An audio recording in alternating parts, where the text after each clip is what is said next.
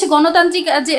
গণতান্ত্রিক যে সরকার আসবে, নির্বাচনের মাধ্যমে যে সরকার আসবে, সেই সরকারে আসলে সব কিছু ঠিক হয়ে যাবে। আমরা বরং কি দেখলাম, যখন গণতান্ত্রিক সরকার আসলো, যখন কথা ছিল জুলাই সনদে যেই সব সংস্কারের কথা বলা হয়েছে, জুলাই গণঅভ্যুত্থান যেসব আকাঙ্ক্ষা নিয়ে তৈরি হয়েছে, সেই আকাঙ্ক্ষা, সেই সংস্কারগুলো আমরা এখন এক এক করে হতে দেখব। কিন্তু আমরা দেখতে পাই যখনই গণতান্ত্রিক সরকার আসলো, কোথায় এক এক করে আমরা দেখব কি কোন কোন সংস্কার এই সরকার করছে, তার বদলে বিগত 2 মাস যাবৎ সংসদে কেবল এই কথাটা নিয়েই আর কি বারংবার তাদের মধ্যে হচ্ছে বাকবিতণ্ডা হচ্ছে, জুলাই সনদ থাকবে কি থাকবে না, গুম, শাপলা, পিলখানা, এইগুলো নিয়ে যে অধ্যাদেশ, সেগুলো আসলে সাস্টেইন করবে, সেগুলো কিভাবে হবে, সেগুলোই তারা এখনো পর্যন্ত ঠিক করতে পারলো না। যখন গণতান্ত্রিক সরকার আসার পরে কথা ছিল যে গতানুগতিক যে রাজনীতি, যেটা আমরা বিগত 17 বছর ধরে দেখেছি, যেভাবে রামদা দিয়ে কুপিয়ে হত্যা করা হতো, শিবির বলে যেভাবে ট্যাগ দিয়ে হচ্ছে যে কোনো সাধারণ শিক্ষার্থীকেও শিবির বলে ট্যাগ দিলে তাকে মারার একটা জাস্টিফিকেশন তৈরি করা যেত, সেসব কিছু আমরা আর দেখতে পাবো না। আমাদের এক্সপেকটেশন ছিল এটা, বরং তার বদলে আমরা কি দেখলাম, আজকেরই আপনাদের একটা নিউজ বলি, যেখানে সারা দেশে বিগত 3 মাসে 800-এর বেশি হত্যাকাণ্ড হয়েছে, এবং শুধু ঢাকা শহরে হয়েছে 100-এর বেশি। তো যদি গণতান্ত্রিক সরকার আসলে দেশের আইন শৃঙ্খলা পরিস্থিতি ঠিক হয়ে যায়, যদি গণতান্ত্রিক সরকার আসলে সবগুলো সংস্কার সম্পন্ন হওয়ার যে আশ্বাস আমাদেরকে দিয়ে ইন্টারিম আমলে যে কাজগুলো করতে দেওয়া হয়নি, সেগুলোই যদি হবে কথা ছিল, তাহলে এখনও পর্যন্ত এই 800 জন মানুষকে যে মৃত্যুবরণ করতে হলো, বা যে এই 800 জন মানুষকে যে হত্যা করা হলো, সেটার বিচার কোথায়, সেগুলোর জাস্টিফিকেশন কি? আপনি তাদের কাছে যান, আপনি যে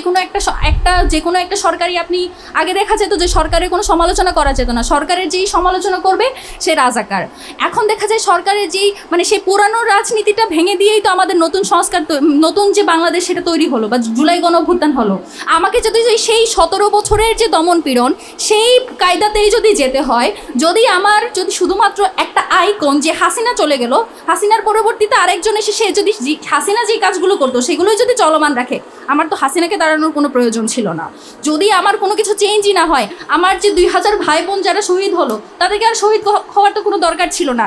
এই যে 2000 মানুষের যে ফ্যামিলি, এই ফ্যামিলিগুলো তো এখনও পর্যন্ত তাদের যে সন্তানের যে বিচারটা হওয়ার কথা ছিল, সে বিচারও এখনও পর্যন্ত হয়নি। বরং আমরা কি দেখতে পাই, এই সময়ে এসে নির্বাচনের আগে আমরা দেখতে পেয়েছি প্রত্যেকটা রাজনৈতিক দল শুধুমাত্র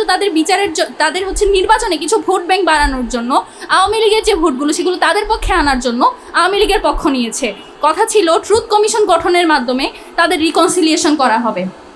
প্রত্যেকের রাজনৈতিক অধিকার ফিরিয়ে দেওয়ার পক্ষে বাংলাদেশের সকল জনগণ সামনে এসে দাঁড়াবে, সকলের রাজনৈতিক অধিকার নিশ্চিত করার কথা আমরা প্রত্যেকেই বলি। কিন্তু তার মানে এই নয় যে খুন করেছে, যে গুম করেছে, তার বিচার হওয়ার আগেই সে রিকনসিলিয়েশনের সুযোগ পাবে। প্রথমত বিচার হবে, সে একটা ফ্রি ট্রায়ালের মধ্য দিয়ে যাবে, একটা বায়াস ফ্রি ট্রায়ালের মধ্য দিয়ে যাবে। তারপর সে যখন সেই বিচারের মাধ্যমে তাকে যতদিনের জেল দেওয়া হবে, তাকে যে শাস্তি দেওয়া হবে, সেই শাস্তি ভোগ করে আসার পর তাকে আবার সুযোগ দেওয়া হবে সে যাতে রাজনীতি করতে পারে। যেখানে এখনও বিচার হয়নি, যেখানে এখনও পর্যন্ত অনেক শহীদের পরিবার এখনও জানে না যে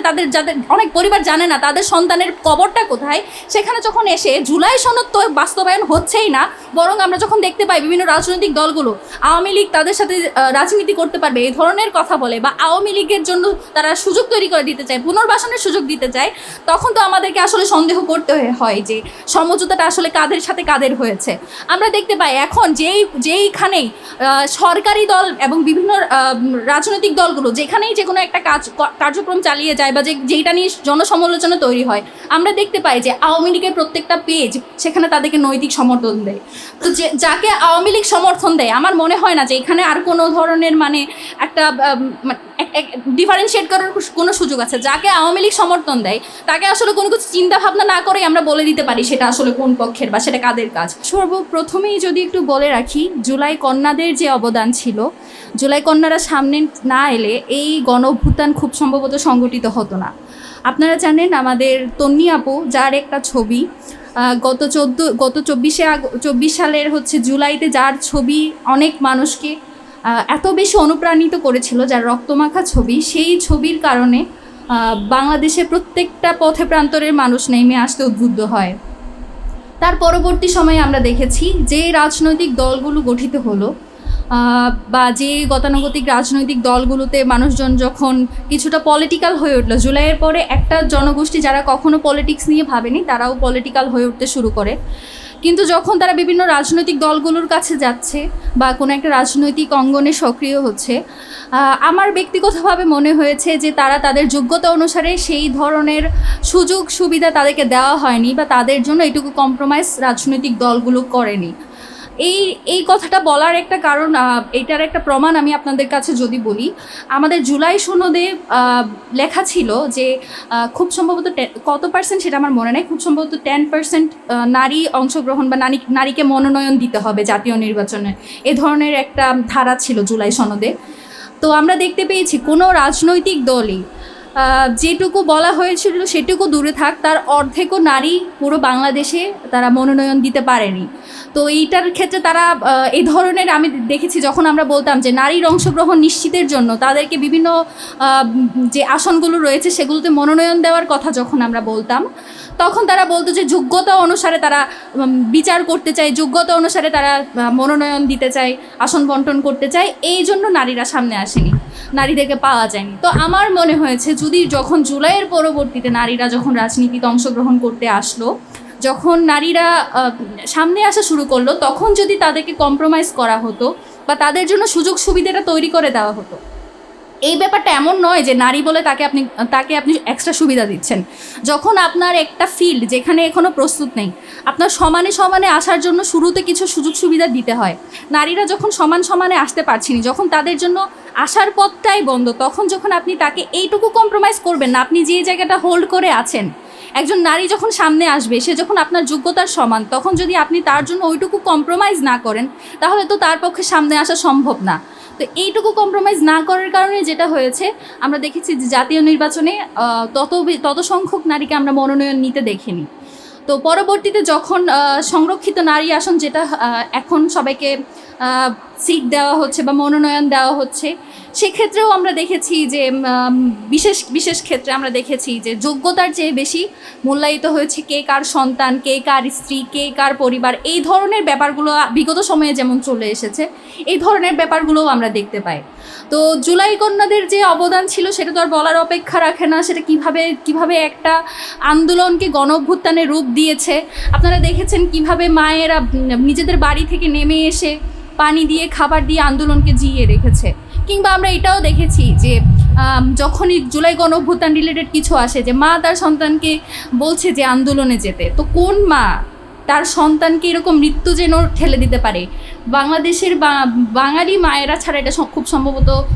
বাকি কারো পক্ষে সম্ভব হয়ে ওঠে নাই। তো এই যে পুরো প্রেক্ষাপটের বেসিসে যখন আমরা রাজনীতিতে আসলাম, যখন এই একটা অবস্থানে আসলো, বা জুলাই সনদ যেখানে নারীদের অধিকার নিশ্চিতের জন্য একটা ধারা নিশ্চিত করলো বা একটা উপধারা তৈরি করলো, সেটাকেও যখন আপনি মূল্যায়ন করেন না, তখন আসলে বাংলাদেশের নারীরা যেখানে দেখেছে সে যত যোগ্যতাই থাকছে, তার যোগ্যতা অনুযায়ী তার বিচারটা হবে না, বা সে যে যোগ্যতা নিয়ে একটা জায়গায় যাচ্ছে সেটার মূল্যায়ন করা হবে না, তখন বোধ করি কেউ আর ওভাবে সামনে আসতে সাহসটা পায় না। আমরা দেখতে পাই যে বিগত সময়ে আমরা যেরকম দেখেছি যে জুলাইয়ের আগে আমরা দেখতাম যে ছাত্রলীগ যখন এই মধুর ক্যান্টিনে তারা যখন প্রোগ্রাম করতো, তখন খুঁজে খুঁজে বলা হতো যে যেই মেয়েরা সুন্দর, যেই মেয়েরা একটু দেখতে, যাদের, আমি এইভাবেই বলছি, মানে তাদের ভাষ্য মধ্যে যেমন ছিল সেভাবেই বলছি, এটাকে কেউ অন্যভাবে নেবেন না, যাদের একটু ফিগার ভালো, যারা একটু দেখতে ফর্সা, তারা রাজনীতিতে ভালো করবে, এ ধরনের একটা কথা প্রচলিত ছিল। এবং মেয়েদেরকে যেভাবে ব্যবহার করা হতো মিছিলের সামনের সারিতে, এবং কখনো কখনো নেতার পেছনে হাততালি দিবে, এই ধরনের একটা মেয়েদের রাজনীতি বলতে এটা ছিল। এই জন্য এক ধরনের কথা প্রচলিত ছিল যে ভালো মেয়েরা কখনো রাজনীতি করে না, এই ধরনের কিছু টেবু, এই ধরনের কিছু সেন্টেন্স আমরা সবসময় শুনতে পেয়েছি। তো এই সব কিছুকে উপেক্ষা করে যখন আমরা জুলাই গণ অভ্যুত্থানকে সফল করলাম, এবং জুলাই গণ অভ্যুত্থানের পরে যখন আমাদের কাছে সুযোগ এলো যে প্রত্যেকটা সেক্টর সুন্দরভাবে সংস্কার করার, সেটা কোথায় বাধাপ্রাপ্ত হচ্ছে এবং কাদের কারণে হচ্ছে, এটা আশা করি বলার অপেক্ষা রাখে না। জুলাই গণ অভ্যুত্থান পরবর্তী যখন জুলাই সনদের কথা আসে, জুলাই গণ অভ্যুত্থান তো শেষ হয়েছে, এরপরের ফেজটা ছিল অভ্যুত্থান সফল হয়েছে, এখন সংস্কারের পালা। সেই সংস্কারের লক্ষ্যে 1 বছর ইন্টারিম সরকার ছিল, সেই ইন্টারিম সরকারের মধ্যে ভূত বসেছিল যারা আমাদের সেই সংস্কারগুলো করতে দেয়নি, কিংবা সেই সংস্কারগুলো করার পথে পদে পদে বাধা সৃষ্টি করেছে।